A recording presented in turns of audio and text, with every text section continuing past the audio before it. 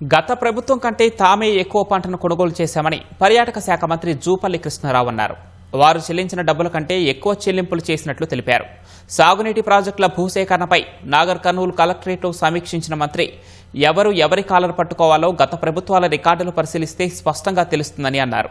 ప్రాజెక్టుల అభివృద్ధిపై బీఆర్ఎస్ నాయకులు గొప్పగా మాట్లాడుతున్నారని, ప్రాజెక్టులు పూర్తి చేయకుండా రైతులు వరి సాగు చేయవద్దని, వరి వేస్తే ఉరి అన్నట్లుగా వ్యవహరించారని విమర్శించారు.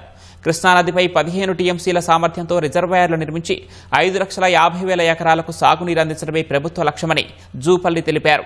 జిల్లాలోని సాగునీటి ప్రాజెక్టుల పురోగతిపై ప్రతి నెలా సమీక్షా సమావేశాలు నిర్వహించి పనులను వేగవంతం చేస్తామని వెల్లడించారు. పాలమూరు ప్రాజెక్టులు పెండింగ్ పని మీరు రన్నింగ్ చేసినట్టు మాట్లాడుతుంది. మహాత్మా గాంధీ, భీమా, నెట్టెంపాడు, కోయిసర్ అన్ని ప్రాజెక్టులకు కలిపి వైఎస్ రాజశేఖర్ గారు ముఖ్యమంత్రి ఉన్నప్పుడు 8,000 పైసలు కోట్లు ఖర్చు పెట్టింది. కావాలంటే మీరు లెక్కలు వెరిఫై చేసుకోండి. సో 10 సంవత్సరాల బీఆర్ఎస్ పాలనలో ఈ అన్ని ప్రాజెక్టులు కలిపి ఖర్చు పెట్టింది 6,000 కోట్లు. మరి సుమారుగా 1,00,000 కోట్లు అయ్యే ప్రాజెక్టు వాళ్ళ లెక్కల ప్రకారం 80,000 కోట్లు. వాళ్ళు మంజూరు ఇచ్చిందే 30,000 కోట్లు కేవలం మెయిన్ కెనాల్స్ కాడికే.